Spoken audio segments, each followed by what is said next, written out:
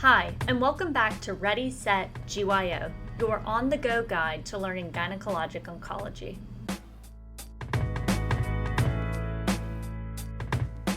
I'm Sydney. And I'm Maya. This is a podcast for fellows by fellows. We are here to help you explore the diagnosis and treatment of gynecologic cancers, master the standards of care, and stay on top of new practice-changing publications. Let's get ready to GYO! This is our 6th episode on ovarian cancers. Today, we are going to be discussing sex cord-stromal tumors and germ cell tumors. Maya, what are our learning objectives? Our learning objectives today are to recognize the rarity of germ cell and sex cord-stromal tumors in comparison to epithelial ovarian cancer, acknowledge the very different natural history of germ cell and sex cord-stromal tumors, to appreciate that fertility-sparing surgery is acceptable and even sometimes recommended for some germ cell and sex cord-stromal tumors, to recognize that the indications for adjuvant therapy differ from epithelial ovarian cancer and also differ by histologic type of germ cell tumors, and to acknowledge that there's limited prospective data informing adjuvant treatment decisions for sex cord-stromal tumors. Sydney, can you tell us a little background information on sex cord-stromal and germ cell tumors? These are overall rare tumors. Sex cord-stromal tumors account for about 7% of all ovarian cancers, and germ cell tumors account for around 5%. We'll start today's episode by reviewing germ cell tumors. Germ cell tumors tend to be large, with a median size of 16 centimeters. They grow rapidly and are mostly seen in younger patients. Among patients aged 10 to 30 years old, they account for 70% of all ovarian neoplasms. Germ cell tumors can cause ascites in about 20% of cases, so patients will often have abdominal enlargement and/or pain. The most common subtype of ovarian germ cell tumor is benign teratomas. These tumors tend to present in adolescence or young adulthood. If they produce HCG, patients can have precocious puberty or symptoms of pregnancy. Anti-NMDA receptor encephalitis is a rare presenting condition that can present with teratomas, both mature and immature. In this episode, we're going to focus only on the most common malignant subtypes of germ cell tumors, which include dysgerminoma, immature teratoma, and yolk sac, also known as endodermal sinus tumors. Other rare malignant germ cell tumors include embryonal carcinoma, mixed germ cell tumors, and non-gestational choriocarcinomas. Malignant germ cell tumors have an excellent prognosis. 2/3 are confined to one ovary at presentation, and the 5-year survival is greater than 85%. An important differential for malignant germ cell tumors is small cell carcinoma of the ovary. These are much more aggressive and don't respond well to chemotherapy. Risk factors for malignant germ cell tumors include gonadal dysgenesis, including syndromes like Turner and Swyer syndrome. In fact, up to 30% of patients with Swyer syndrome will develop a dysgerminoma. Prophylactic gonadectomy should be performed for patients wishing to reduce the risk of malignant germ cell tumors. Maya, what is the workup for germ cell tumors, and how do we distinguish between the different types? This is bringing me back to studying for CREOGs. The workup for germ cell tumors includes assessing tumor markers, including AFP, beta-HCG, LDH, and CA125. It's also important to perform pregnancy testing and to get a karyotype to evaluate for gonadal dysgenesis. Imaging with ultrasound or MRI is typically performed. If there's concern for malignancy, CT, chest, abdomen, and pelvis is typically also done to rule out distant metastases. If patients have choriocarcinoma, a brain MRI needs to be done as well. A brain MRI should also be done for dysgerminomas that have disease above the diaphragm due to risk of metastases. Germ cell tumors have some classic tumor marker patterns, but there is some overlap. Dysgerminomas classically have elevated LDH, a good way to remember is D for dysgerminoma, and may also have elevated HCG and E2. Embryonal carcinomas typically express HCG, but can also be pan-positive for AFP, LDH, and E2. Immature teratomas may express AFP, LDH, E2, and DHEA, but will have negative HCG. Choriocarcinomas always express HCG and may express LDH. And yolk sac tumors express LDH and AFP. Sydney, can you give us some details about the most common types of malignant germ cell tumors? Absolutely. Let's start with dysgerminomas, which make up about 50% of all germ cell tumors. They're bilateral in 10 to 15% of cases. They have the best prognosis of all of the malignant germ cell tumors, even though they spread lymphatically and have positive lymph nodes in up to 30% of cases. We already discussed that LDH is the characteristic tumor marker, and HCG is variably elevated. As with other malignant germ cell tumors, fertility-sparing surgery is recommended if applicable. These tumors are very chemosensitive, but due to good prognosis, no adjuvant treatment is recommended for stage 1A or stage 1B disease. About 15% will recur, and in the recurrent setting, chemotherapy is typically curative. We'll talk specifics of chemotherapy later in this episode. Yolk sac tumors, also known as endodermal sinus tumors, have Schiller-Duval bodies on pathology. As mentioned, AFP is almost always elevated. Immature teratomas can co-present with a mature teratoma in the contralateral ovary 10% of the time. After initial surgical resection of immature teratoma, they may recur with mature teratoma or gliosis. In other words, a quote recurrence may not be malignant, so it's important to get a biopsy. These tumors are derived from all three germ cell layers, and as discussed, they can express essentially any of the germ cell markers. Immature teratomas are the only germ cell tumor that are histologically graded.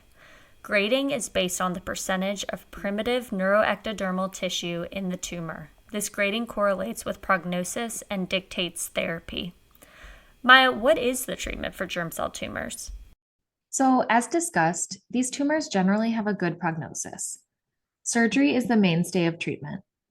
The same staging system as for epithelial ovarian cancers is used for germ cell tumors. In adult patients not desiring fertility, complete staging is recommended with hysterectomy, BSO, biopsies, and omentectomy. Fertility-sparing surgery can be considered for all patients desiring fertility, regardless of stage. This would include washings, USO, omentectomy, and peritoneal biopsies. If both ovaries are involved, a BSO without hysterectomy can be performed, which would preserve the potential for IVF therapy in the future. If patients are diagnosed postoperatively after a cystectomy for presumed benign disease, and there's concern about residual disease, reoperation is controversial, as these patients do very well with chemotherapy and can be cured if they develop recurrent disease. While traditionally a full lymphadenectomy was performed, performance of lymphadenectomy is becoming more controversial, and practice patterns may vary by institution. While lymph node metastases are associated with decreased survival, retrospective studies, as published by Nasudius et al. In Gynonc 2020 and Kumar et al. In Gynonc 2008, have not demonstrated a survival advantage for lymphadenectomy despite high rates of lymph node metastases. However, recurrences do appear to be higher in incompletely staged patients. In the pediatric surgery community, the Children's Oncology Group does not recommend or perform lymphadenectomy or omentectomy, and this has not affected survival for their patient population. Knowing the status of lymph nodes, however, may give practical information for prognosis and can help guide treatment decisions. It's generally agreed upon that bulky lymph nodes, like other gross visible disease, should be removed to optimize cytoreduction. Additionally, dysgerminomas have the highest rate of lymph node positivity, between 18 and 28%. So some advocate for lymph node sampling in this histologic type. As in other ovarian cancer subtypes, optimal cytoreduction is associated with improved survival outcomes, as evidenced by a 1985 paper by Slayton et al.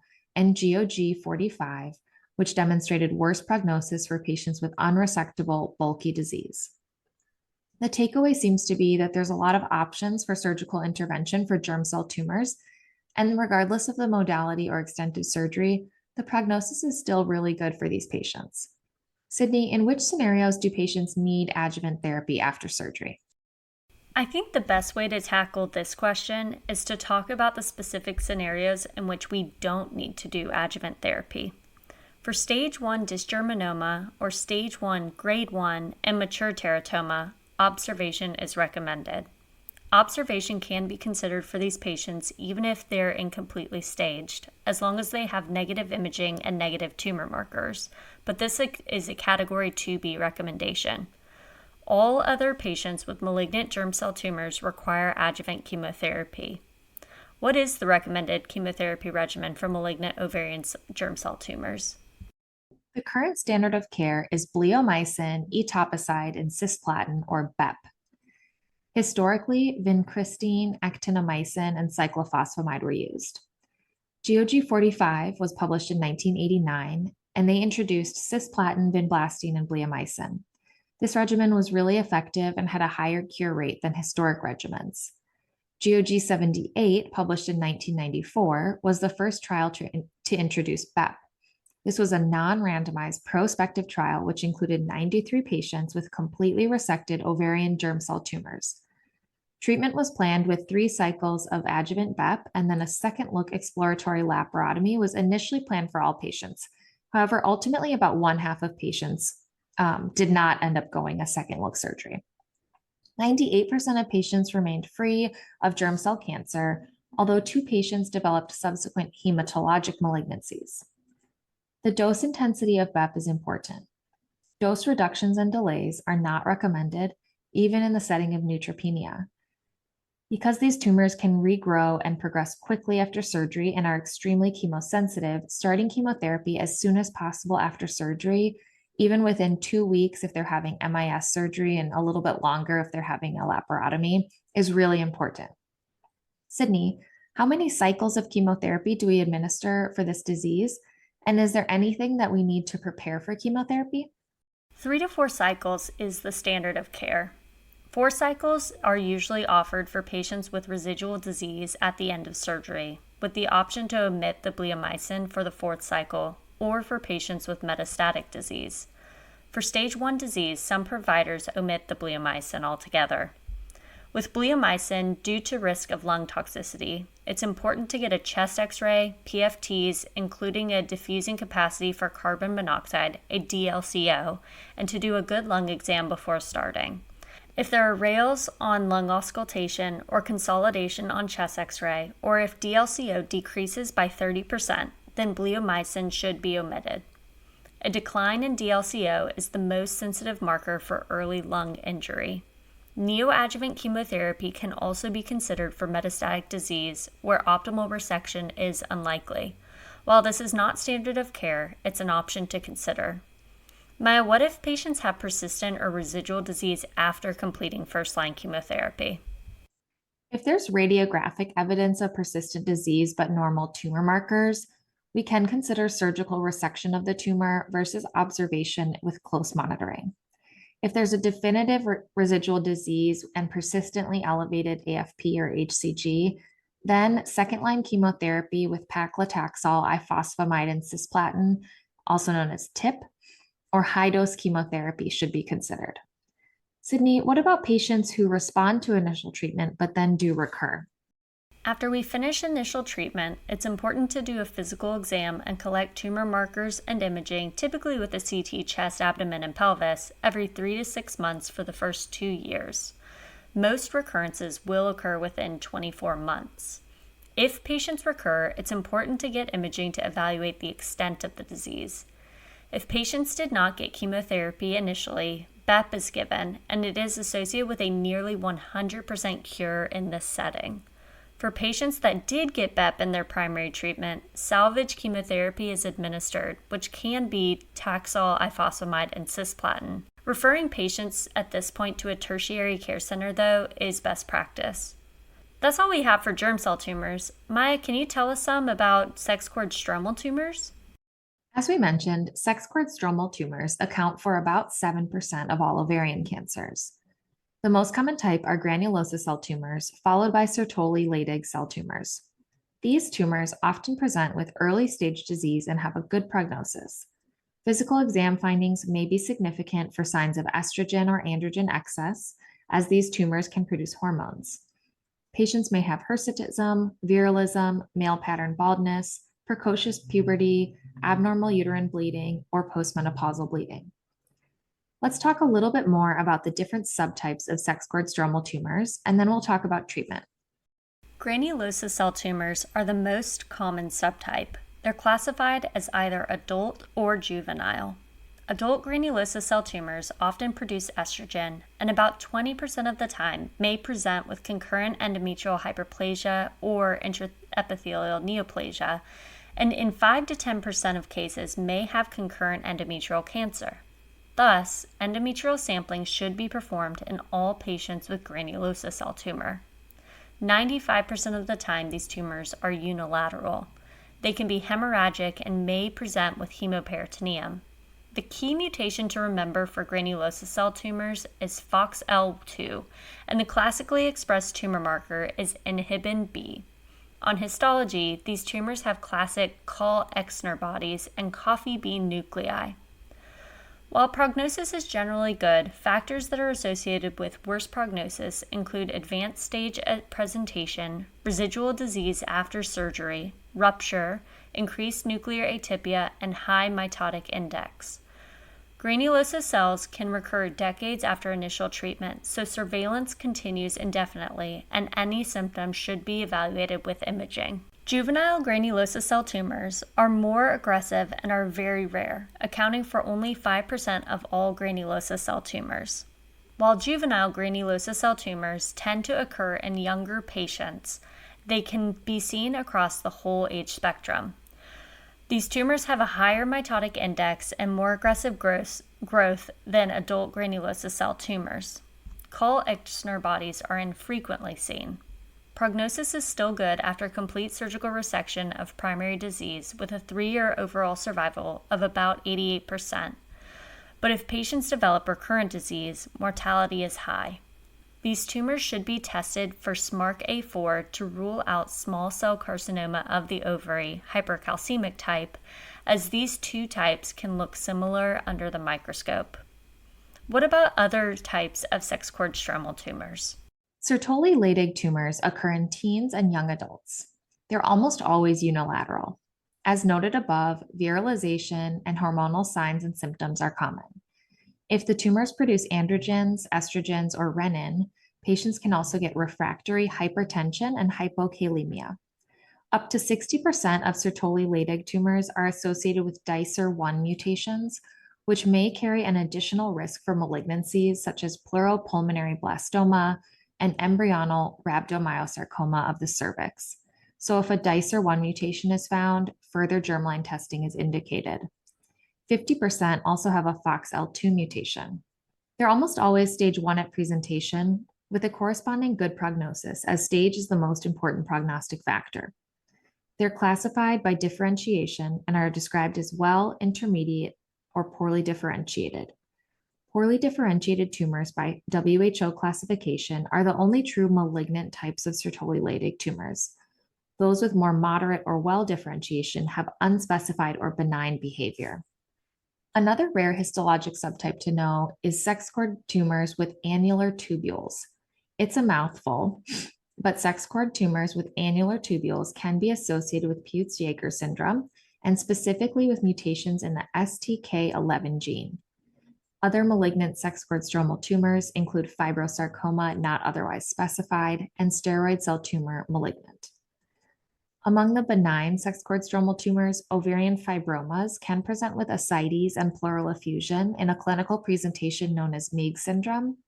They can certainly mimic the presentation of ovarian cancers. Other tumors, including leiomyosarcoma, can also create a pseudo-Meigs syndrome clinical picture with ascites and effusions. How do we treat malignant sex cord stromal tumors of the ovary? These tumors are largely surgically treated with the same staging system as other ovarian cancers. Fertility-sparing surgery can be considered for apparent stage 1 disease, and lymphadenectomy can be omitted for tumors grossly confined to the ovary. If patients do undergo fertility-sparing surgery, then generally completion surgery is recommended after childbearing is finished to reduce the risk of recurrence. Adjuvant therapy can be considered for patients with high-risk stage 1, meaning ruptured or poorly differentiated tumors, and is generally recommended for stage 2 to 4 disease. Because these tumors are highly radiosensitive, radiation is included as a 2B option for treatment of these tumors for limited disease. What agents do we use for adjuvant therapy for these tumors? For sex cord stromal tumors, there isn't currently great prospective data to guide our treatment choices. However, carbotaxol is listed as the preferred regimen in the NCCN guidelines. GOG 264 was a phase 2 trial evaluating carbotaxol versus BEP for adjuvant treatment of stage 2 to 4 or recurrent chemo-naive sex cord stromal tumors. This trial was closed early due to no improvement in PFS at the interim futility analysis and difficulty with accrual. They only had 63 patients enrolled. Carbotaxol, although it didn't improve PFS in that study, did have a favorable side effect profile. Historically, BEP was used as in GOG 115. This trial was published in 1999 and included 57 patients with stage 2 to 4 or recurrent sex cord stromal chemo-naive tumors. For patients with advanced disease in that trial, 70% were disease-free at 3 years after receiving 4 cycles of BEP. 61% of patients in that trial had grade 4 myelotoxicity with therapy. So both of these options are reasonable, and for younger patients who can tolerate BEP, that may be a better option, while for older patients, the side effect profile may favor treatment with carbotaxol. What if patients recur with a sex cord stromal tumor? For recurrent disease, options include secondary cytoreductive surgery or recurrence therapy. Carbotaxol, EP, and other regimens can be considered. Bevacizumab is also listed as an acceptable regimen based on the results of GOG 251, a phase 2 trial which evaluated the use of bevacizumab in recurrent sex cord stromal tumors. Overall response rate was 17%, with duration of response of 18 months among responders. Hormonal therapy can be considered, but responses are generally very low. In a phase 2 trial evaluating the use of aromatase inhibitor monotherapy and ERPR positive recurrent and metastatic sex cord stromal tumors, there was only a 3% response rate. Palliative radiotherapy can also be considered for oligometastatic recurrences. Well, that's a wrap for germ cell tumors and sex cord stromal tumors of the ovary. We hope you learned something today on today's episode of Ready, Set, GYO. Here are your key takeaways from today. In terms of overall ovarian cancer incidence, epithelial ovarian cancers comprise 90%. Sex cord stromal tumors and germ cell tumors account for only 7 and 3% respectively. Of the malignant germ cell tumors, dysgerminomas are the most common. Of the sex cord stromal tumors, granulosa cell tumors are the most common. Germ cell tumors occur at a median age of 16 to 20 years, typically present at an early stage, and tend to grow rapidly. They have an excellent prognosis of greater than 85%. Sex cord stromal tumors also tend to present with early stage disease and have a good prognosis. This is very different than epithelial ovarian carcinomas, which tend to occur at much later ages, present at an advanced stage, and have an overall poor prognosis. Fertility-sparing surgery can be considered for all patients with germ cell tumors desiring fertility regardless of stage. Fertility-sparing surgery can also be considered in sex cord stromal tumors with apparent stage 1 disease. If fertility-sparing surgery is performed, remember to sample the endometrium for granulosa cell or any estrogen-secreting tumor. In sex cord stromal tumors, if patients undergo fertility-sparing surgery, then completion surgery is generally recommended after childbearing is finished to reduce the risk of recurrence. In germ cell tumors, observation is recommended for patients with stage 1 dysgerminoma or stage 1 grade 1 immature teratoma. All other patients with malignant germ cell tumors require adjuvant therapy. Bleomycin, etoposide, and cisplatin is the preferred first-line therapy. In sex cord stromal tumors, observation is recommended for stage 1 low-risk tumors. Adjuvant therapy can be considered for patients with high-risk stage 1 disease, and is generally recommended for any stage 2 to 4 disease. Platinum-based therapy with either carboplatin and paclitaxel or BEP is recommended and can be tailored to the individual patient. This has been another episode of Ready, Set, GYO, your source for all things gyno. If you'd like to check out today's show notes, take some practice questions, or explore resources we use to create the podcast, head to readysetgyo.com, the companion website for our podcast. We encourage you to reach out if you have ideas for new episodes, questions or comments about existing episodes, or thoughts of how we can make this podcast even better suited for you. We're excited to continue to learn with you. To stay up to date on all things Ready, Set, GYO, check out our Instagram and Twitter at ReadySetGYO. To support us and our production of future episodes, check out our Patreon at ReadySetGYO. This episode was recorded by Sydney Oesch and Maya Gross. Our sound editor is Brogan Brown. Our media and website manager is Sky Jacobson. We'd like to thank Dr. Catherine Zong, faculty at the University of Wisconsin, who reviewed the content of this episode for accuracy and completeness. Sydney and Maya signing off.